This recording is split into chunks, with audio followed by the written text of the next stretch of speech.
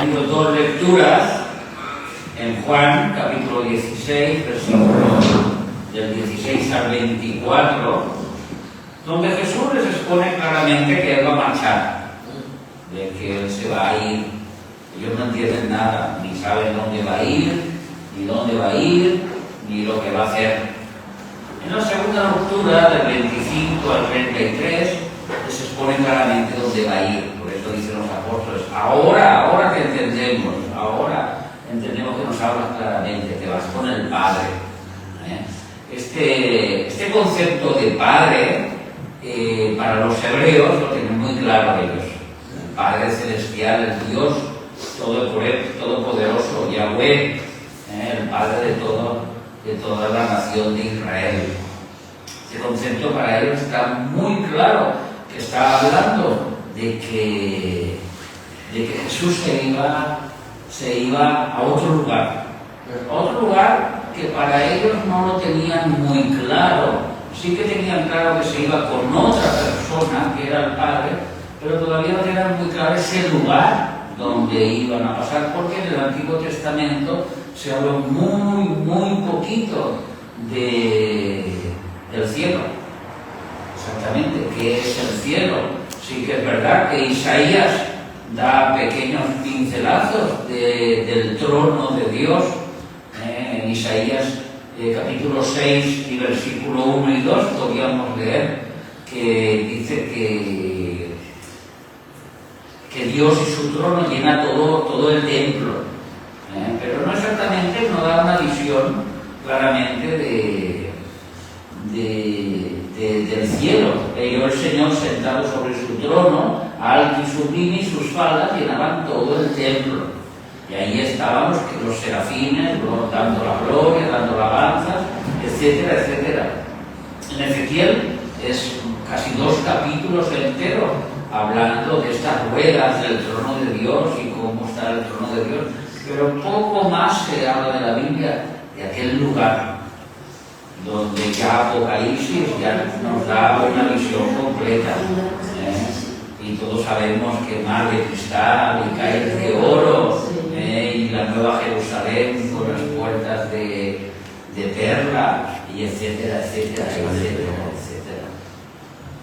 Pero aquí Jesús le quiere mostrar a ellos que, igual que en los mensajes anteriores habíamos hablado sobre el Espíritu Santo y cómo el Espíritu Santo no nos dejaría solos, que siempre estaría con nosotros, pues aquí Jesús sí que les quiere mostrar que Él como persona tiene que estar con el Padre, porque Él sale del Padre y al Padre tiene que volver.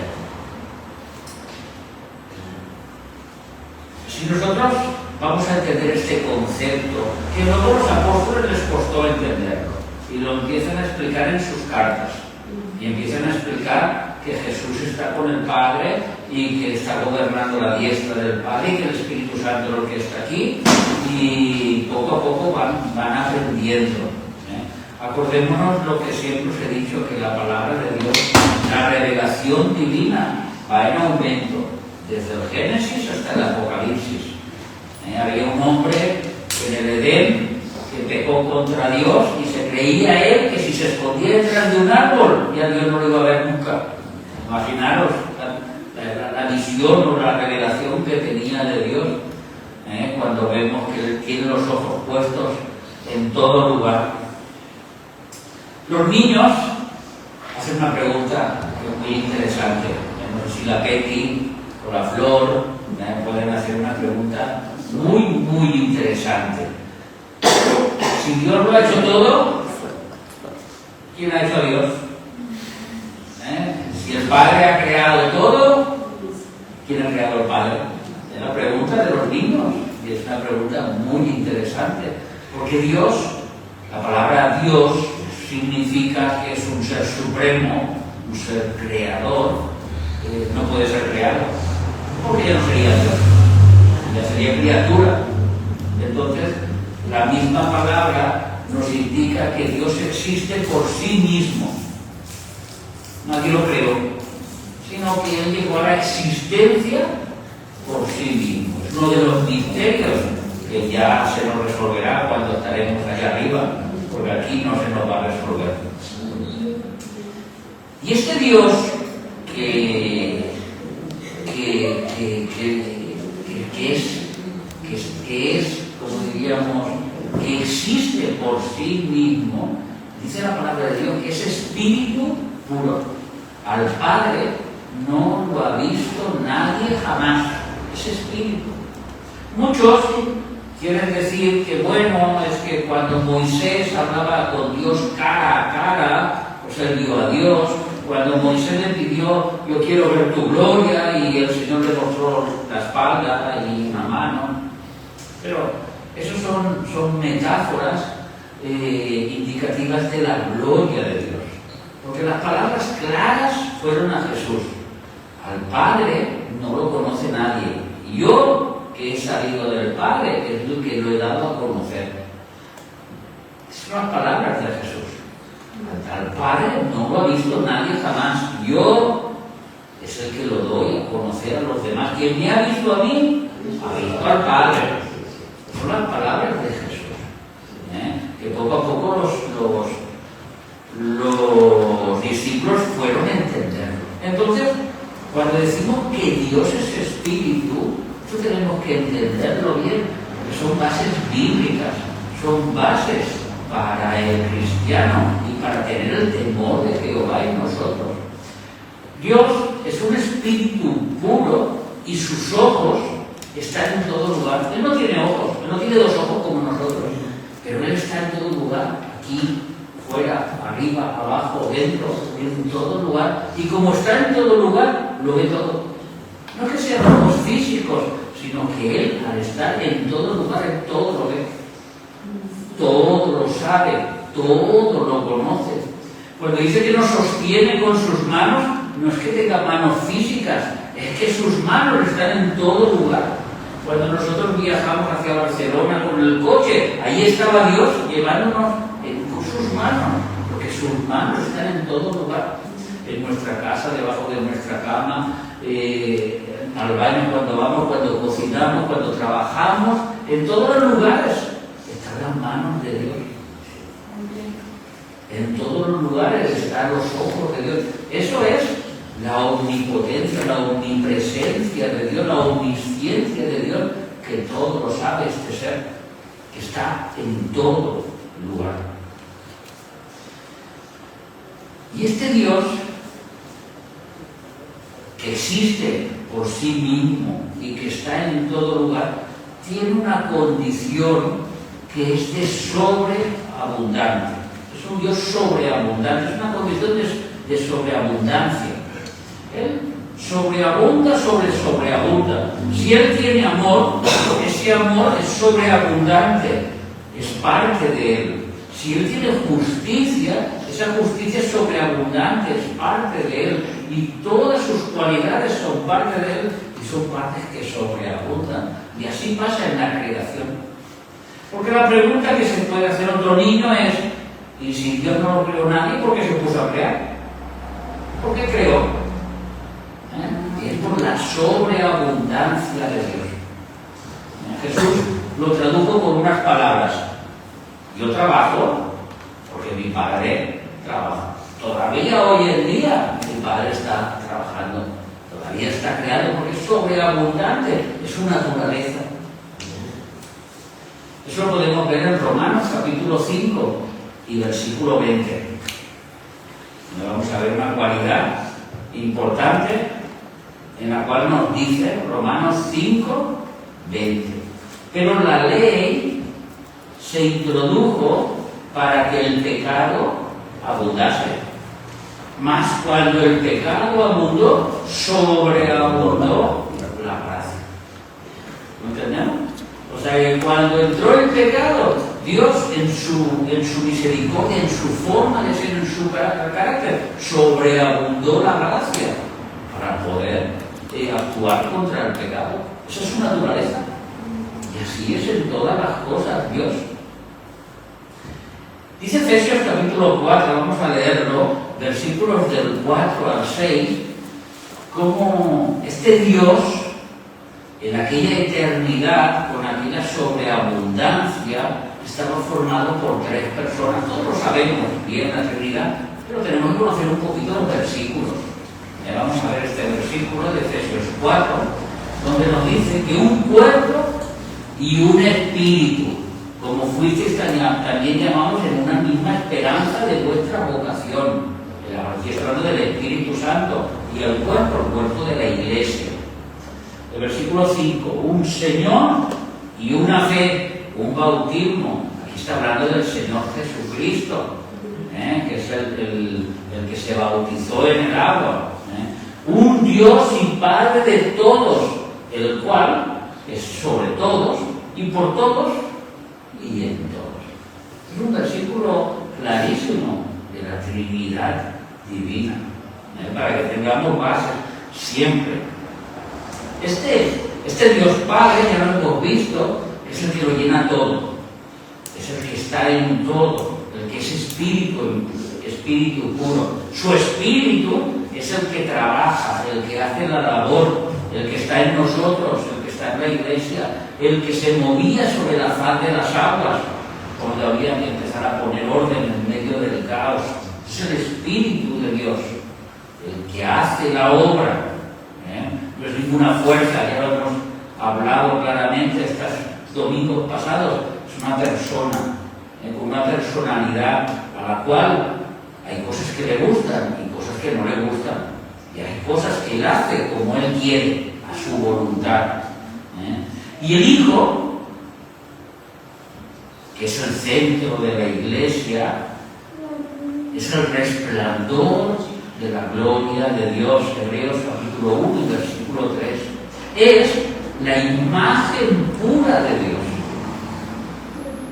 En Él no se concibe la oscuridad. En Jesús no se concibe el pecado. En Jesús no se concibe nada que tenga que ver con la maldad, porque es puro Dios. Es la misma sustancia de pureza. Por eso, si Dios es amor, Jesús es amor. Porque es el mismo concepto, viene de la misma sustancia, es su imagen, es su sustancia, es su imagen pura, es el resplandor de la gloria de Dios. Y Dios empezó creando la parte espiritual. Y en la parte espiritual, todos sabemos que creó el tercer cielo. Y en aquel tercer cielo, hermanos, creó maravillas indescriptibles, calles llenas de vida.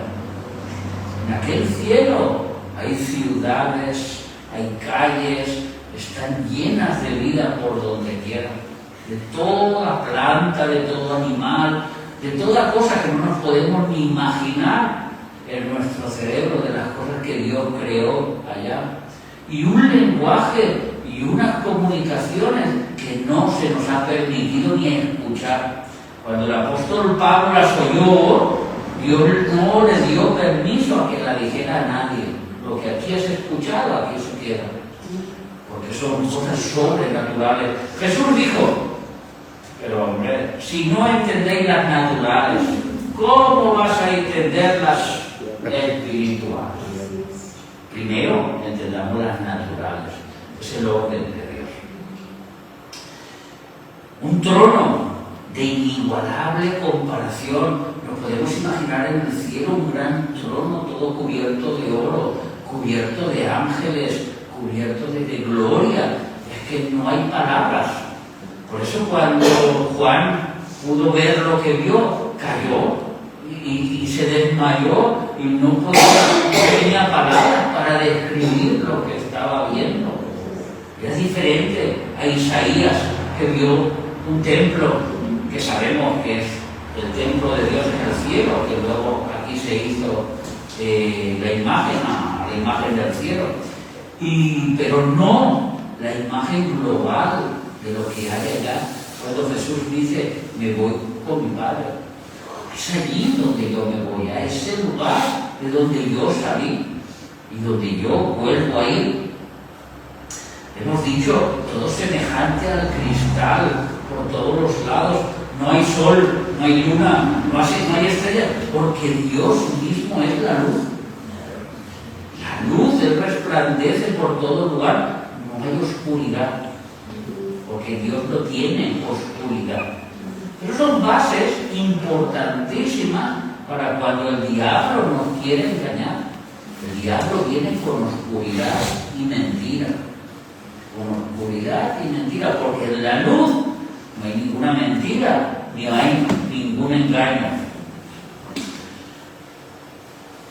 Imaginaros diamantes en las casas, piedras preciosas, zafiros, imaginaros todo tipo de piedras preciosas por todo lugar, todos los metales puros, el cobre, la plata, el oro, todos los metales en el cielo, todo dando un valor excepcional a donde vive Dios, lo que Dios creó para Él, lo creó para Él, en su sobreabundancia, y creó seres majestuosos, llenos de alas y de ojos, que están todo el día dando las gracias a Dios, dando la gloria a Dios. Santo, santo, santo. Unos seres con un poder que nosotros nos tenemos a su lado, no somos nadie del poder que tienen esos seres. Creó otros seres encendidos en fuego llamado querubín. Querubín significa un ser encendido, un ser ardiente. Querubines encendidos para la gloria de Dios a su alrededor. Nosotros esa visión no sabemos ni cómo son, si tienen 4 caras, si tienen 4 lados, pero nos podemos imaginar esos seres maravillosos. Príncipes que están gobernando en los cielos, obedeciendo la voz de Dios, llevando los batallones para la guerra, para la batalla, para todas las cosas.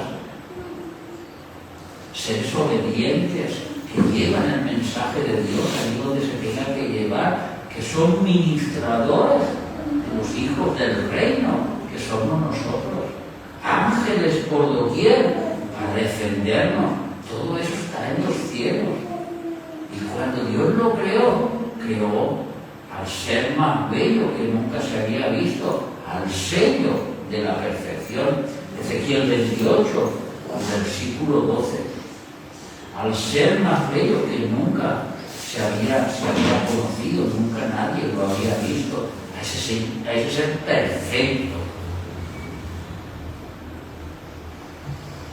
Hijo del hombre, levanta endecha sobre el rey de Tiro. Esto es una comparación que está haciendo Dios con un rey, pero está hablando espiritualmente a alguien que le dice: tú eras el sello de la perfección, lleno de sabiduría y acabado de hermosura.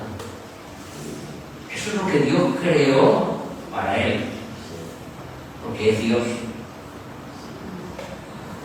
Luego, después de que este ser tan perfecto y tan bello se revelase, Dios creó un segundo cielo, que es el universo.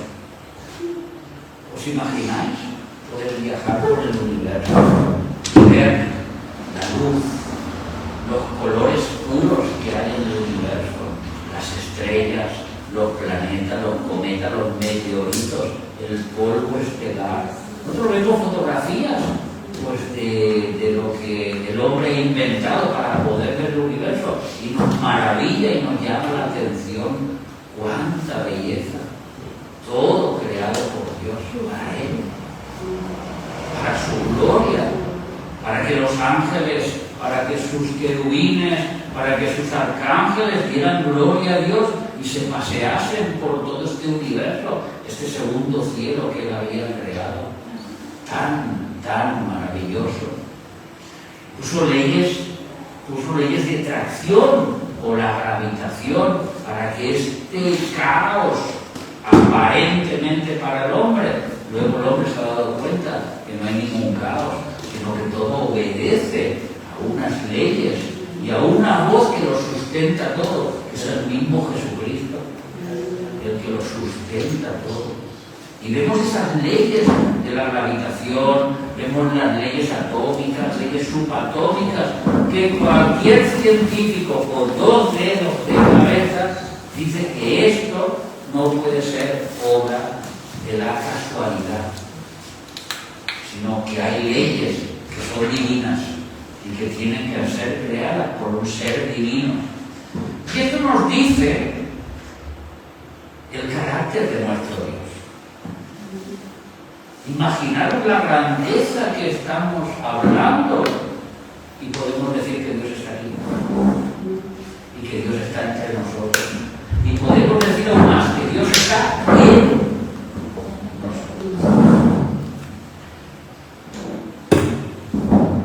Llegó el momento de la creación del primer cielo, nuestra atmósfera, el planeta Tierra, todos los gases necesarios para sustentar la vida, algo que en el universo no van a encontrar nosotros. Y si lo encuentran va a ser engañoso para engañar al ser humano, porque la vida Dios la puso aquí, porque esto es el centro del universo, es el planeta que Él preparó para que Él mismo se gozara con su creación. Porque en su mundo espiritual el mal había entrado y el mal estaba haciendo mucho daño. Pero en este planeta, en este primer cielo, un cielo reposante de vida por todo lugar. Dios solo habló una vez a las aguas y le dijo: produzca las aguas. Todavía hoy las aguas están produciendo, obedeciendo a Dios después de tantos y tantos años. Le dijo a la tierra: produzca hierba. Todavía vemos que si no lo cuidáramos aquí, nos saldría hierba en medio de la nada, porque la tierra tiene una fuerza que obedece a Dios. Produzca la tierra hierba verde, y la tierra y produce y no para de producir. Y Dios, y este es un concepto que tenemos que tener claro, crea a un hombre a su imagen y a su semejanza. Ningún ser espiritual está creado a imagen de Dios. Ningún ser espiritual de otro lugar. La tierra no puede producir un ser creado a la imagen de Dios.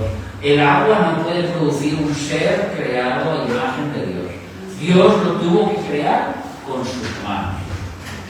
Nosotros no entenderemos bien el concepto de nuestra humanidad hasta que no estaremos en el cielo. Pero la humanidad del hombre es la cúspide de toda creación de Dios.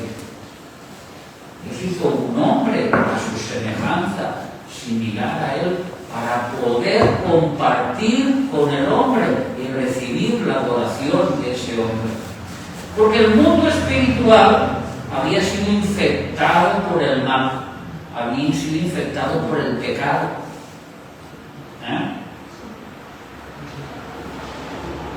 Y hubo un momento en la historia, hermano, cuando el mundo espiritual y el mundo físico se fusionaron, y fue en el huerto del Edén. Ahí Adán era capaz de tratar con Dios cara a cara, con ese mundo espiritual, siendo en su forma física. La pureza de Adán llegaba a tal magnitud que delante de Dios no veía ningún error ni ningún fallo. No es que fuera perfecto, es que era puro. Era pureza pura ese hombre. Era inocente en todas sus acciones y obediente a todo lo que Dios le mandó. Puso nombre a los animales. Imaginaos la inteligencia de un ser que cuando vio un elefante le puso el nombre de trompa larga. Se lo puso él, ese nombre, elefante, paquidermo, significa trompa larga. Y cuando vio una jirafa le puso el nombre de cuello largo. Eso no nos podía ocurrir a nosotros, pero rinoceronte, león, etcétera, etcétera.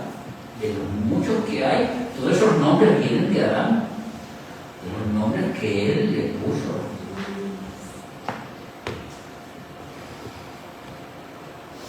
Entonces, Ezequiel 28:15. Vamos a ver este concepto, porque este es el concepto por el cual Cristo vino a la tierra, hermanos. Este es el concepto por el cual el mundo ha muerto. Este es el concepto por el cual todo está como está. Perfecto eras en todos tus caminos. Eso lo dijo a Lucifer, a ese ser perfecto. Desde el día que fuiste creado hasta que se halló en ti maldad. La palabra maldad es la palabra Ebel y significa una maldad moral, no física. No es que yo le hago daño a Dani, sino que yo tengo algo dentro de mí para hacerle daño a Dani. Es un daño moral, interno, que no se exterioriza, que los ángeles de su alrededor ninguno lo vieron, pero Dios, que está en todo lugar, que sus ojos están en todo lugar, supieron que allí nació la maldad. ¿De dónde surge el pecado? De ese momento. ¿De dónde surge la maldad? De ese momento. Acordaros que Dios es luz y en Él no hay ninguna tiniebla. Dios no crea el mal. El mal es creado por este ser. Este ser. Y este mal, que luego corrompió al hombre, engañándole, porque el hombre era la imagen de Dios. Y cuando Dios crea al hombre y se olvida del mundo espiritual, como dijéramos así, ahora el mundo espiritual, chicos, habéis fallado. Los que están conmigo, seguid conmigo en mi gloria. Pero ahora yo busco algo, busco una comunión más estrecha, busco una adoración todavía más estrecha y crea al hombre. De alguna manera le está diciendo al mundo espiritual, aquí hay algo mejor que yo he creado.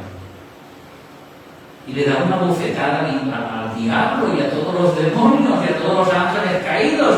Y les da una bofetada en la cara. Hay un ser que me y es un hombre. Y es un hombre físico. Ya no del mundo espiritual, sino del mundo físico. Ahí donde se cruzó todo en ese momento. Y en ese cruce fue cuando se presentó Satanás en forma de serpiente y tentó a la mujer. La mujer pecó y el hombre cayó y pecó. Y entró la muerte, la enfermedad, las espinas, la ferocidad, la sangre, la corrupción, el dolor, algo que no se conocía, el sufrimiento. En catalán decimos el padecimiento, el sufrir y sufrir y sufrir. Y salimos a la calle y si alguien encuentra a alguien que no sufre, que me lo presente. Si es sincero en sí, no hay hombre que no sufra. Si no sufre por su matrimonio, sufre por su economía, si no por sus hijos, y si no porque es un envidioso y quiere tener lo que no tiene y está sufriendo dentro de sí, etcétera, etcétera, etcétera, etcétera. Y el mundo físico se transformó, escuchar bien lo que voy a decir, en el mismo trono de la maldad.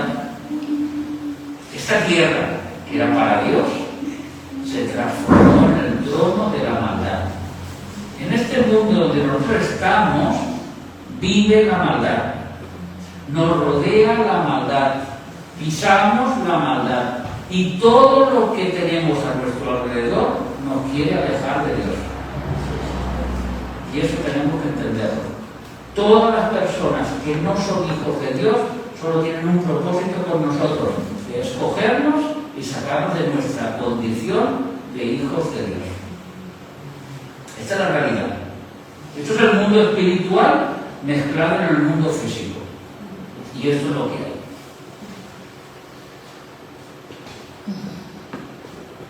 Estas huestes de maldad,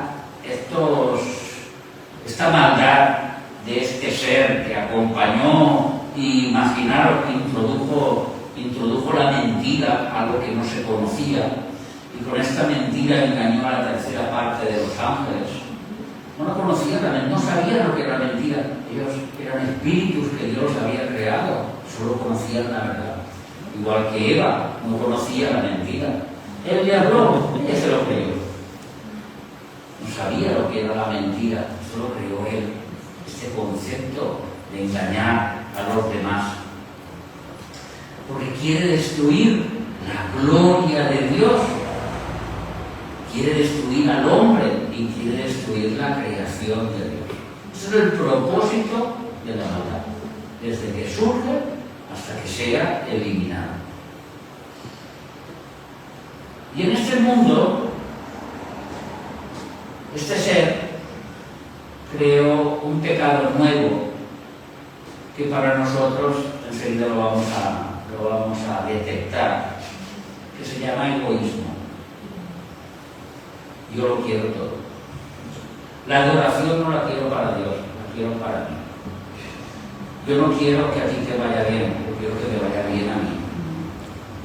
Yo camino por este mundo pensando en mí, en mi manera de vivir, en mi manera de actuar y en mi forma de hacer las cosas.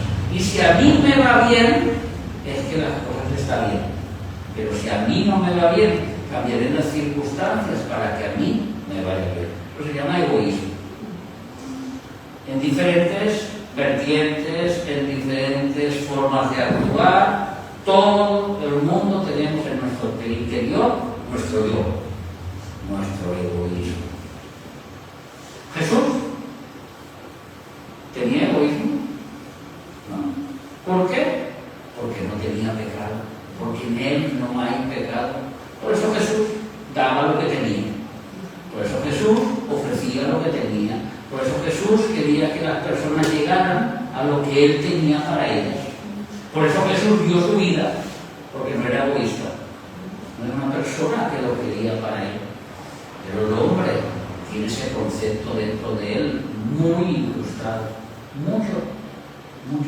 Y muchas veces, sin darnos cuenta, nos sale ese egoísmo que tenemos y que tenemos que matar.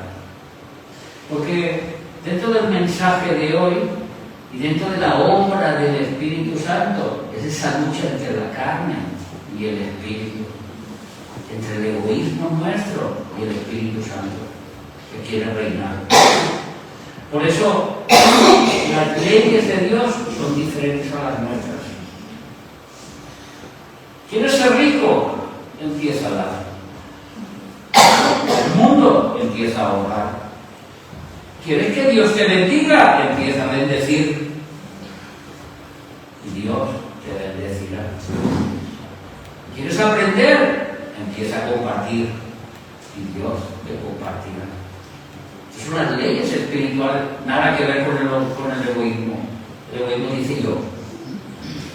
La ley de Dios te dice el otro. Da, sin esperar recibir. Al final los apóstoles, en Hechos de los Apóstoles, escribieron aquel versículo que en la Biblia que tenemos las palabras de Jesús en rojo, casi todo un libro en negro, unas pequeñas palabritas en rojo, como dijo Jesús. El más bienaventurado da que recibe. Mensaje del cielo. Ahí es donde iba Jesús. Ahí es el concepto que Él les estaba introduciendo a este mundo, porque Jesús era la luz. En medio de este mundo de oscuridad, dominado por este ser, Jesús es la luz, la única verdad, la única luz. Todo lo demás nos lleva al engaño. Por eso hay que escuchar a Jesús, por eso hay que escuchar su palabra, por eso tenemos que reunirnos los hermanos, porque son las palabras de Jesús, que quiso dejarlas así. Si Jesús hubiera querido que estuviésemos como ermitaños, no lo hubiera hecho, pero Jesús quería que estuviéramos como manada. Por eso es un pastor. Los pastores llevan ovejas, me llevan una cabrita o una vaca, llevan una manada. Y nosotros somos de manada, nosotros somos de rebaño. Tenemos que estar juntos. Cuando nosotros vemos a un cristiano en el mundo que está solo, porque en alguna iglesia se han enfadado con él, porque le ha caído el desánimo y ya no quiere ir a la iglesia, nuestro deber es atraerlo a nosotros, a la iglesia. Si no puede ir con otra, ven con nosotros. Aquí tienes tu casa, nosotros seremos parte de tu rebaño. Tú formarás parte de nosotros, porque tenemos todos en común al mismo Dios, al mismo Salvador y al Espíritu Santo dentro de nosotros.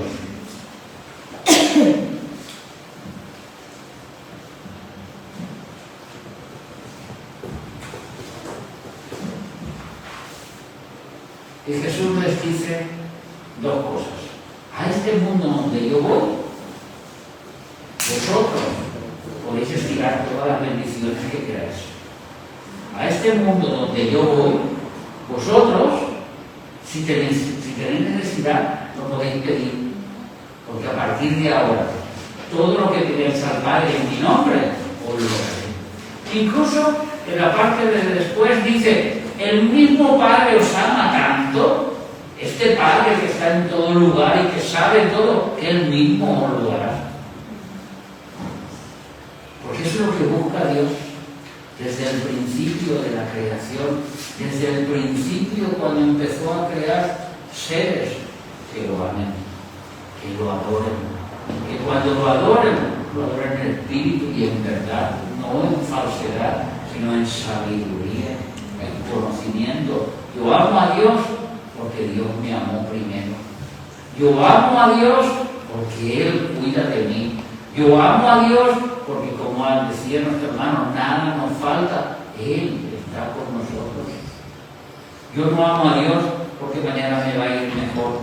Yo no amo a Dios porque en mi trabajo mañana me van a subir de lugar o porque mi economía va a ir mejor. Pero estos conceptos se predican y estos conceptos muchos lo creen y no. Nosotros amamos a Dios por lo que Él es. Y Él es amor. Y Él es bondad. Y Él es muchas cosas. Y sobre todo, santidad. Si Él es luz, ¿cómo tenemos que ser nosotros? Si Él es santidad, ¿cómo tenemos que ser nosotros? Y sin santidad, nadie verá al Señor. Ese es el mensaje de la eternidad.